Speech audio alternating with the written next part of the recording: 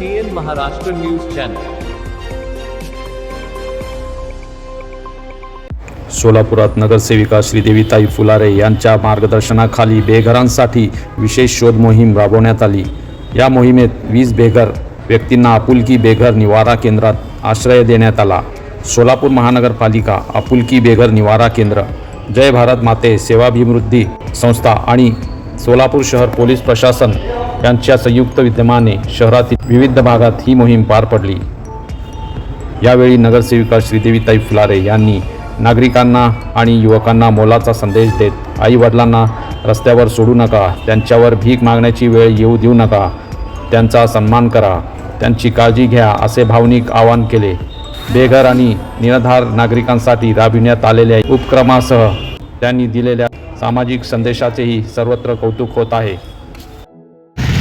आपुलकी बेघर निवारा केंद्र दीनदयाळ अंत्योदय योजना राष्ट्रीय नागरी उपजीविका अभियानांतर्गत सोलापूर शहरातील रस्त्याच्या कडेला फुटपाथवर मंदिर परिसर, मस्जिद परिसर, दर्गा परिसर, 7 रस्ता, रंगभवन या परिसरामध्ये जे बेघर रस्त्यावर कसं आपलं जीवन जगतात यासाठी आपण सोलापूर महानगरपालिकेच्या माध्यमातून नका क्रीडा संकुल मागे असं सुसज्ज असं बेघर निवारा केंद्र या लोकांसाठी बांधण्यात आलेलं आहे.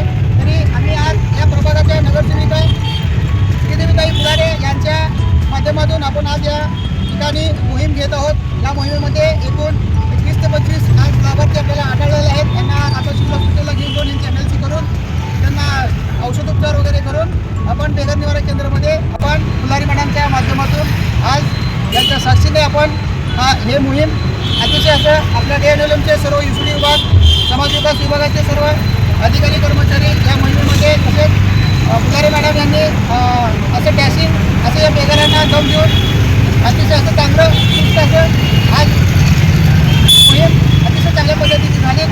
मॅडमला विनंती करतो की आपण आपलं मनोगत करावं. नमस्कार. आज आपण या ठिकाणी बघतो की आपण सोलापूर शहरामध्ये अनेक लोक जे बघतो की जे रस्त्यावर भीक मागणारे लोक जे खूप मोठे प्रमाणात वाढलेले आहेत की यांच्या मुलांची संख्या. कारण की आपण बघतो की जे मुलांना आईबापांनी त्यांना सांभाळायला जातो त्या मुलांना मुलं काय करतात आई वडिलांना रस्त्यावर फेकायला बघतात. तसं न करता सर्व युवकांना सर्व नागरिकांना एक विनंती करते ज्याचे सुद्धा आई वडील असेल आपल्या आई वडिलांना असं रस्त्यावर फेकू नका. आणि आपले आई वडील काय करतात काय नाही तुम्हाला माहिती आहे का? काही नागरिकांना आपले आई वडील रस्त्यावर बघून भीक मागायला बघतात आणि ते कारण त्यांच्या भीकीमुळे जे काय व्हायला बघतात ते रोडवरची दुर्गती व्हायला बघतील. जे कचऱ्याचे म्हणा, कॅरेबॅग म्हणा, जे नागरिक त्यांना चांगल्या पद्धतीने जेवण द्यायला बघतात त्या एक आपण गरीब लोक आहेत भिकाऱ्याच्या लहानला भेटत नाही चांगलं पण तरी नागरिक त्यांना द्यायला बघतात.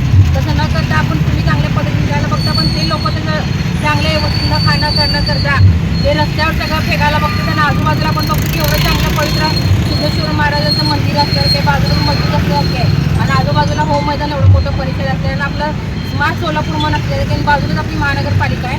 तशा पद्धतीने तर सोलापूर शहरामध्ये एवढं घाणीचं साम्राज्य होत असेल आणि जे रस्त्यावरचे जे भिकारी अनेक पद्धतीने आढळत असतील त्या अशा भिकाऱ्यांना महानगरपालिकेचे जे आयुक्त साहेब आहेत म्हणा आणि दीनदयाळ योजना अंतर्गत जे केंद्रामध्ये आपण त्यांना घेऊन त्यांनी जाणार आहे त्या पूर्णपणे स्टॉपचे सगळ्यांचे सर्व पूर्णपणे स्टॉपने किंवा चांगल्या पद्धतीने काम केलेलं आहे. आणि त्या स्टॉपचे पण मी मनापासून आभार व्यक्त करते की आपण कुठल्याही प्रभागामध्ये प्रत्येक प्रभागामध्ये खूप मोठ्या संख्येने भिकारी असल्यासारखे त्या भिकाऱ्यांना उचला आणि त्यांना घेऊन त्यांनी चांगल्या आपल्या महानगरपालिकेने चांगल्या पद्धतीने यांना केंद्र केलेलं आहे. त्या ठिकाणी त्याची राहण्यापिण्याची खाण्याची सुद्धा महापालिकेने चांगल्या पद्धतीने सेवा केलेली आहे. त्याचा लाभ घ्या कारण तुम्ही असं रस्त्यावर भीक मागण्यापेक्षा म्हणजे तुम्हाला छत पण आहे राहायला चांगल्या पद्धतीचं 2 टाईम भाकर खायला भेटते. तुम्हाला कामधंदा जर करायचं तर महानगरपालिका तुम्हाला तिथं बसल्या ठिकाणी काय तर तुम्हाला कुठलं छोटे मोठे काम करायचं संधी द्यायला बघेल. आणि आम्ही येणार काळामध्ये आपले सोलापूर शहराचे पालकमंत्री म्हणा, आपले आमदार साहेब म्हणा आणि आपले मुख्यमंत्री साहेब म्हणा अशा भिकारी लोकांसुद्धा